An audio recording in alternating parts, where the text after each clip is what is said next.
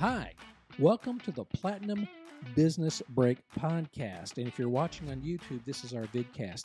Today's episode is called The Way Business Should Be, Part 2, Season 3, Episode 10. Again, it is sponsored by Platinum Business Consulting. And who is Platinum Business Consulting? Well, guess what? It's a great company that will help you turn your business into a world-class organization through vision, leadership, training, culture, and communication, which funny thing is today's topic is on communication.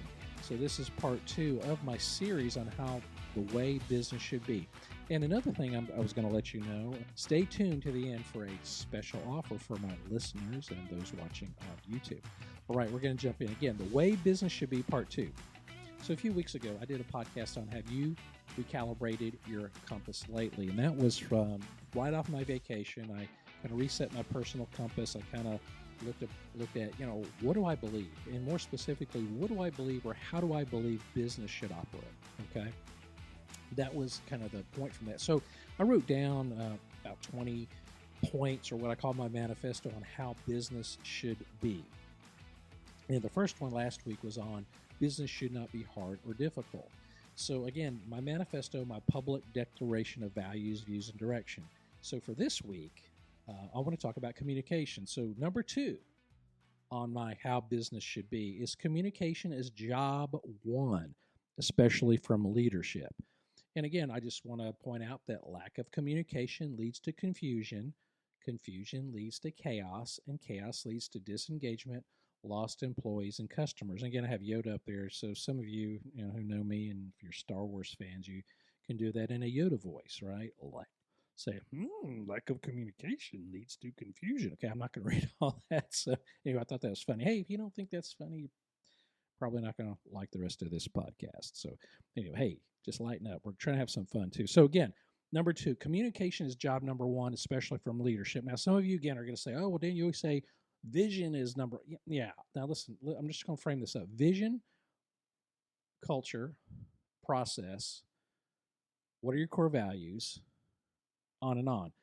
Once you kind of get that, communication, you have to use communication to express the vision. You have to use communication to move all this forward. That's all I'm saying, okay? So once you have your vision in place, you have your core values, you have the processes, you have the direction you're going in, leadership must start communicating that vision and everything else, all right? So that's what I mean. So let's talk about communication. Communication is a noun. It's a process by which information is exchanged between individuals through common system of symbols, and so basically, it's the communication is just the process, okay? But how do we communicate? The verb is to convey knowledge or information about a topic. So right now, I'm communicating with you, okay? So the medium I'm using is a podcast or vidcast, but I'm actually conveying information to you. But in order to communicate with you, the verb, I also have to connect with you, which is also a verb. So that means I have to establish rapport, right? So I'm connecting with you. So what's rapport? Rapport is a noun. So we're kind of going full circle. It's a relationship characterized by agreement, mutual understanding, or empathy that makes communication possible or easy. So again, this is all Merriam-Webster dictionary definitions. So I have to connect with you, and I have to build a rapport with you for us to have communication. But really what this is saying is communication is a two-way street, and you got to make sure you're willing to listen as much as you're open to speaking. So in other words, what I like to say is, God gave you 2 ears and a mouth, use them in that proportion, right? Hey, guilty as charged. I like to talk. That's why I have a podcast. But if you listen more, you're going to communicate better. All right, so let's jump in. So I'm going to start with some statistics, and if you listen to me, I like statistics to back up my my thoughts, my ideas. And I got this one from a website called Team Stage. It is a blog post, and it is that's actually the source material was they listed it. It's a lot. It's from Harvard Business Review. It's from Indeed, from LinkedIn, from the Wall Street Journal. So there's multiple sources, but where I got this information was from Team Stage. Did not note an author, so I don't know who wrote it, but I just want to credit this information and reference that. So let's start going down the numbers. First one, 39% of employees don't think there's enough collaboration. Okay, I understand that. I get that. And you hear today some of your thought leaders, they say collaboration is the new currency, right? The next point, 74% feel like they're missing out on news and information. And I hear that all the time from people in companies. It's like things. I was like, oh, I didn't know that. We have a new product, or we have a new person, or we bought a new business. So I think that is a very, very valid statistic. The next one, 86% blame company failures on poor communication. Can't argue with that one. Poor communication causes a lot of problems. We'll talk about that a little later in some other statistics. Okay, the next one, businesses using effective internal communication tools are 3.5 times more likely to yield better results. And again, what is that? Obviously that's email, that's company intranet, bulletin boards, and or sites or pages you can go to find company information. I also think video is probably one of the most underused communication devices in companies. A place I used to work with years ago, I was actually the unofficial spokesperson. I did a biweekly video, and it's funny. I'd go to that office, and people that I didn't know go, "Oh, you're the video guy. Man, I love your videos because you always kept us up to date on everything." And I always felt like I was connected to the company. So I think that's important as well. 96% of people would like a more empathetic approach to communication in the workplace. Now, again, I think that goes back to that establishing a rapport. People are more excited when there's a personal touch. It's more one-on-one. Again, a company can make an announcement. In an announcement, it's just like, hey, these are the holiday hours for 2023 or 2024.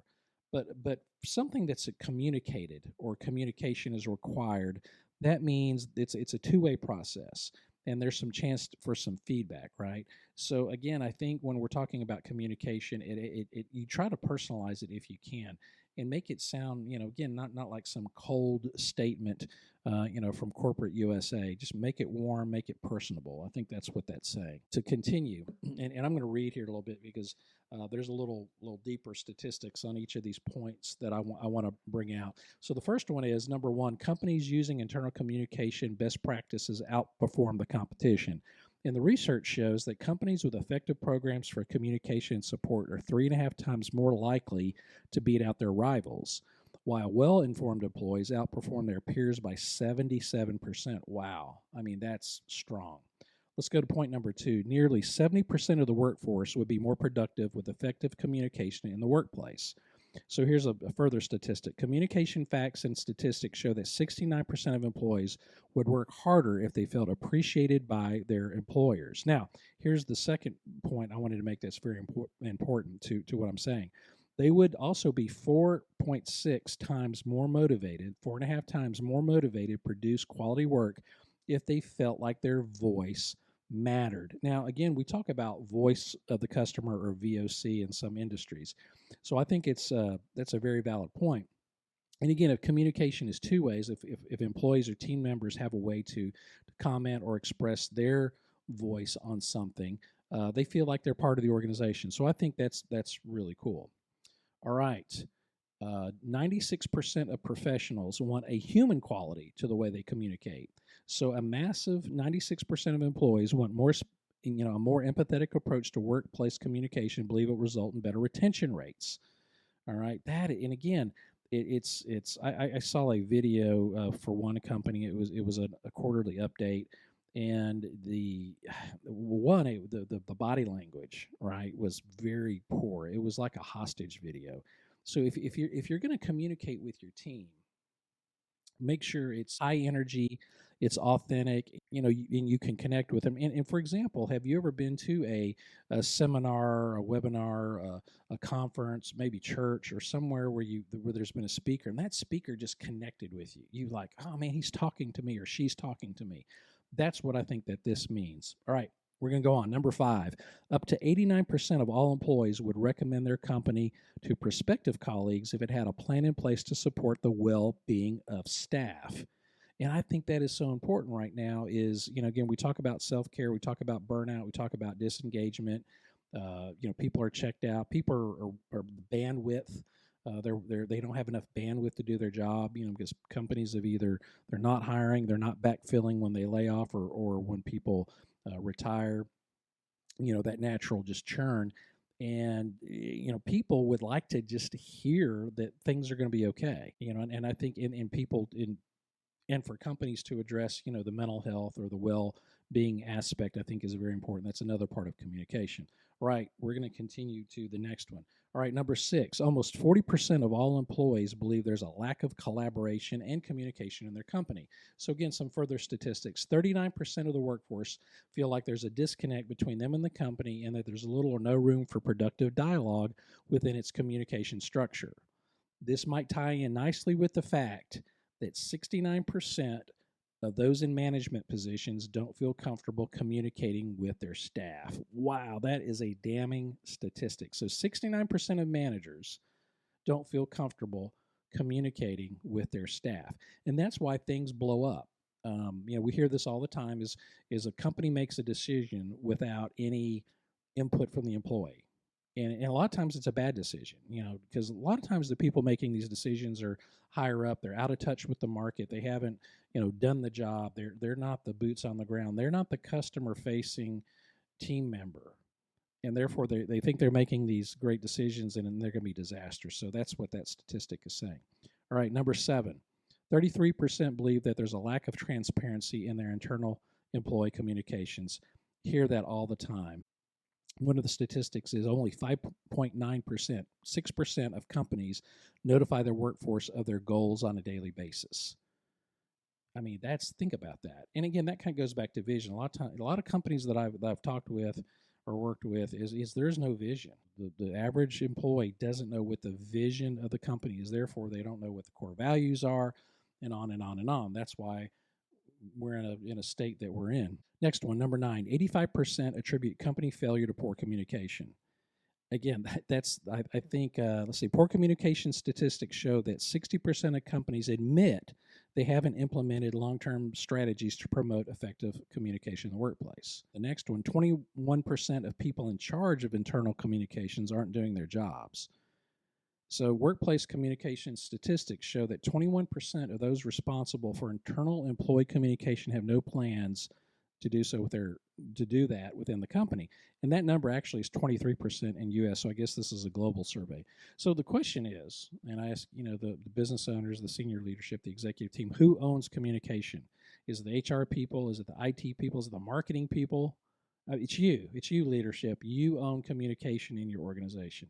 There's one company that I'm familiar with, and the president and the CEO, he sends out the critical updates on new product, or like, hey, we're having lead time issues, or hey, our phone system is down, or our computers are down, or whatever. I mean, that's leadership. That's unbelievable. So I think that is pretty cool. With that, I'm going to go on to the next statistics. Now, this one, I'm kind of going to take a little left turn here. So this is, part of communication is why is it ineffective, and then why is it causing stress, the lack of it. But also, I think, and this is not over communicating, I think this is the nature of our society, that everyone expects instant responses. We can communicate easier, better, faster than we ever have before. But there is a dark side to that. So this is from Forbes.com. It's an article by Liron Houry, and it's called The State of Workplace Communications in 2023. So this is pretty relevant, pretty new stuff. So the first point is workers are spending an average of 20 hours a week using digital communication tools. So what does that mean? That means text, that means email, that means Zoom calls or Teams, right? So 20 hours a week, half their work is using digital communication tools, which may be good or may be bad, depending on what your job is. So the next point, 45% of workers feel more connected to their team as a result of using digital communication. Now, that's a good statistic for the remote people. I think COVID kind of made that more apparent, so I think that's one of the positive statistics here. But we go back. Digital communication makes 58% of workers feel like they need to be available more often. I hear this all the time. It's like, hey, I texted you last night, or hey, I sent you an email over the weekend. When did communication expectation become instant? Back in the old days, again, I'm going to date myself here. And a lot of you listening are going to relate to this. We didn't have cell phones, maybe not even pagers. Some of you are pagers. What's that? So, or you didn't have anything. So back in the day, if you were an on the road salesperson, you would drive to a payphone and call the office for messages. Then you had pagers. Pagers just a little box that beeped at you and said, "Hey, you got some messages. You need to call this number." And then of course we got cell phones, and that become and now again everyone's got a cell phone.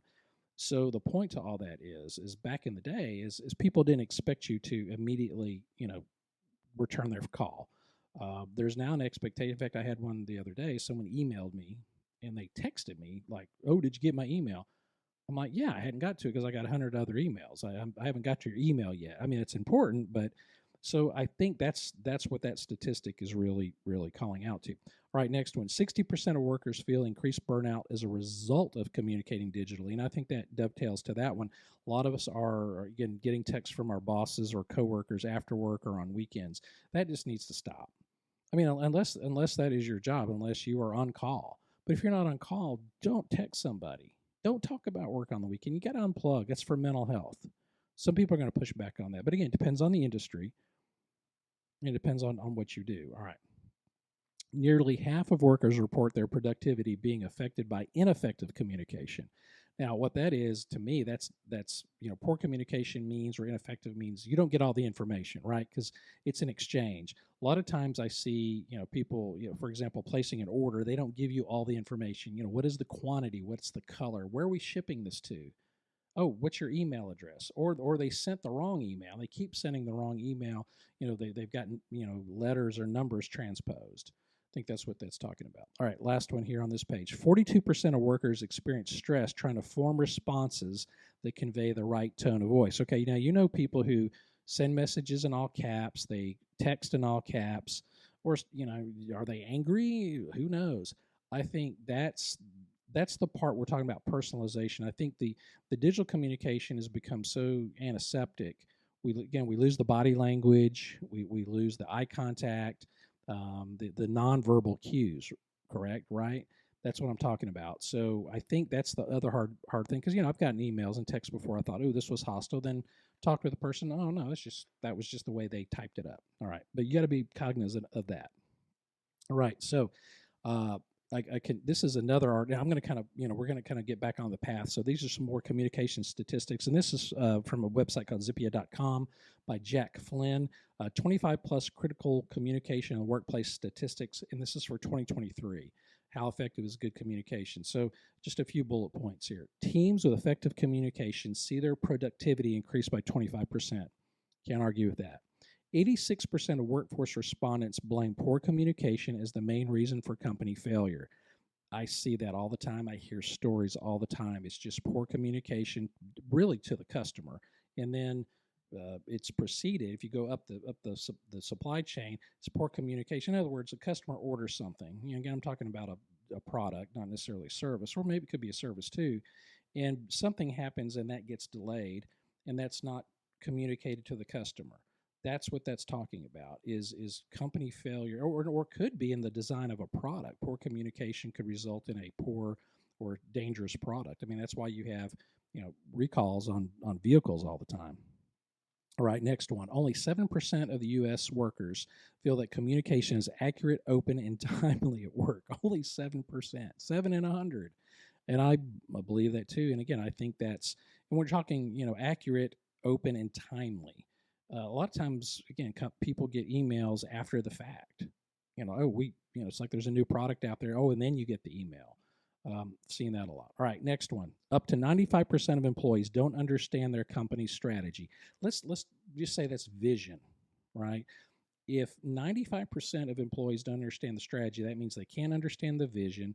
They don't know the core values. They don't know the direction that the company is going. So you just have people working with no purpose.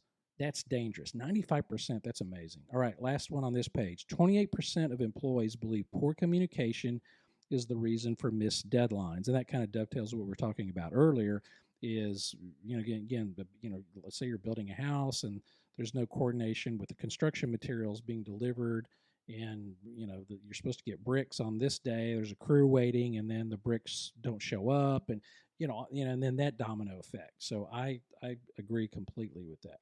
All right. So how about what are the benefits of good communication in the workplace?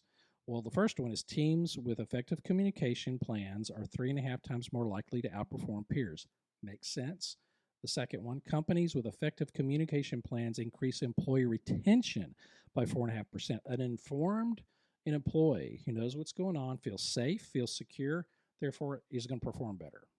Well-informed employees outperform their peers by 77%, kind of the same statistic. Employees are 3 times more likely to be engaged when they receive feedback from their boss. Now, remember that earlier statistic is like 69% of managers don't feel like they can or that comfortable with communicating with their team members. Feedback is so important. And again, when you are talking with a employee that you manage, and this is a little tip, there's three things if you're uncomfortable, there's three things to get the conversation started. You ask them, hey, Johnny, Susie, Billy, whatever their name is, you say, what do we need to keep doing? What do we need to stop doing? And what should we be doing? Those three questions will open up a great dialogue. And then the employee has the opportunity to voice of the employee. Again, we talk about voice of the customer. What about voice of the employee? Last one here, 70% of the workforce will be more productive with better communication. I think that's what all this is saying. All right, next one. Employee workplace communication opinions. 97% of employees believe communication impacts task efficacy on a daily basis. Absolutely. If you don't have clear instructions, you're not going to be effective. Again, what's the vision? What's the mission? What's the purpose? What's the direction we're going on? What's our goals? What's our, where are we going? Next one. 57% of employees report not being given clear direction by their supervisors. Again, go back to that statistic. Most supervisors, most managers don't feel comfortable talking or communicating with their subordinates. All right, next one. 74% of employees believe they miss out on company news and important information. Now, part of that is, again, I think it goes back to that video versus just sending out an email. Again, if you're in a corporate setting or a company setting and it's a global address book and an email went out, it's probably going to get buried, and someone's not going to see it. If it's really, really important, it should be done with a video, in my opinion. I think you say, hey, watch this video on this important announcement. People are going to be more engaged on video than an email or maybe a memo hung up in the break room, right? All right, next one. At least 20% of workers use their company's internet every day, and I think what that should really say intranet to get information, right? Whether it's a common drive that you're getting information, but only 20%. That's not very much. So if you do have a site or a drive or a folder that people can access information, you need to promote that. Again, communicate that to them, right? All right, last one on this page. 26% of workers who report manager feedback help improve their performance. Again, this kind of goes back before what I was saying was 69% of managers, they feel very uncomfortable communicating with their subordinates. Talk with them, meet with them monthly or quarterly, ask them three questions. What are we doing well? What are we doing poorly? What do we need to start doing? All right. Write that down. That's pretty cool. You will see your management improve if you do that on a regular basis. But if they tell you these things, you have to act on them. And you're going to get some good information, I guarantee it. All right, the cost of bad communication in the workplace. So companies with 100,000 plus employees lost $62.4 million per year to miscommunication. Now, to a multi-billion-dollar company like to an Apple, that's not a big deal. But to a smaller company, which is the next statistic, companies with only 100 employees still lose up to $420,000 per year to miscommunication. So a lot of companies that I'm aware of that I work with or work for are about $100 million, plus or minus. You lose $420,000. That's a hit. That could put some companies out of business, right? All right, next one. 46% of businesses have lost clients due to poor communication. I think that we understand why that is. Missed deadlines. The customer's expecting it, delivery of a service or a product. It doesn't happen. They go somewhere else. Surprised it's that low, actually. Last one on this page. Employees spend up to 17 hours per week clarifying unclear communication. I'm surprised. I mean, that's a lot. That's a third of their time. Um, Really, what that's saying is when you communicate to somebody, you've got to clarify specifically what you're trying to say. Again, you're trying to build rapport. I see, like, for example, emails. I see people say, "Look at this," and it's an email thread with like 50 emails. Don't If you want to communicate effectively and build rapport, you email them, say, "Hey, here's the situation, bullet point, bullet point, bullet point. This is what I need from you, bullet point, bullet point." That way, if they don't necessarily need to go read the connect the dots. So I think that's what that's talking about, but I thought that was very interesting. All right, company communication policy statistics. So 64% of companies say that communicating strategy to employees is a key priority. All right, that's good. But the next statistic goes on to say 60% of companies don't have a long-term communication plan in place. And then the last one, 69% of managers are uncomfortable communicating with their employees. So in other words, we have communication problems in corporate America, in businesses uh, in the U.S. All right, so how can we improve communication in the workplace? So 86% of business leaders have a dedicated budget focused on improving communication tools. Well, obviously they're not spending the money very well since we have this problem. 61% of workers have started using new communication tools within the last 12 months. That's like Slack or, some form of a messenger, whether it's in Teams or whether it's in their CRM, whether it's in Salesforce or Zoho or something like that, or HubSpot.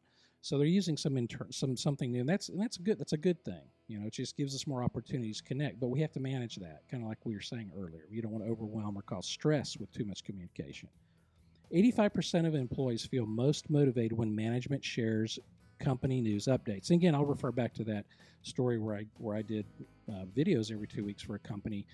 Again, it was just I hit all the highlights. We shared good news, bad news, some milestones, threw in some humor there. And again, I think it's just I think that's very important. If you're going to share information, do it. If you're going to do news updates, do it live or do it with a video. Last one, 55% of a message's meaning is communicated non-verbally. Again, that's why I think video is so important. So if you're not good at video, if you're stiff, again, like I said, I just saw a video. It looked like a hostage video. It was terrible. They didn't convince me. They didn't convince the other people that they were really serious or they're passionate. I just didn't believe them. And I see that. I get people send me copies of videos all the time. And it's the body language. I mean, if you're not excited, if you're not animated, if you're not smiling, if you're not looking at the camera, if you can't connect through that video, then you got to find someone to do that. So anyway, that's all I'm saying. All right, so that's it. We brought this one home. Again, this episode was season 3, episode 10, The Way Business Should Be, part 2. We talked about communication. So now here's the offer I told you about. So first of all, Platinum Business Consulting. You can reach us a couple different ways. PlatinumBusinessConsulting.com or our email at info@PlatinumBusinessConsulting.com. And if you email me your contact information, at least your name and your email, I promise I'm not going to harass you. I'm going to send you 2 things. I'm going to send you a free ebook. It's called Communicating in the Real World, and I'm going to send you just a quick article report called The Lost Art of Listening. And those are free, and I may even throw in a free coupon or discount to our company store. I have hundreds and hundreds of downloadable resources like this that can help you either personal, business, finance, or whatever. So that's just our gift to you. We hope you take advantage of that. Yeah, please reach out to us. And again, if you need help with any of these if you need help with communication, you want someone to come in and say, "Can you look at what we're doing?" Now, we would love to do that. And again, that dovetails to leadership, to training, to culture development, to processes, all that. It's all interrelated. So we'd like to help you. But if we don't hear from you, we can't help you. So we look forward to hearing from you. Anyway, thanks for watching. Thanks for listening. And we will see you next time.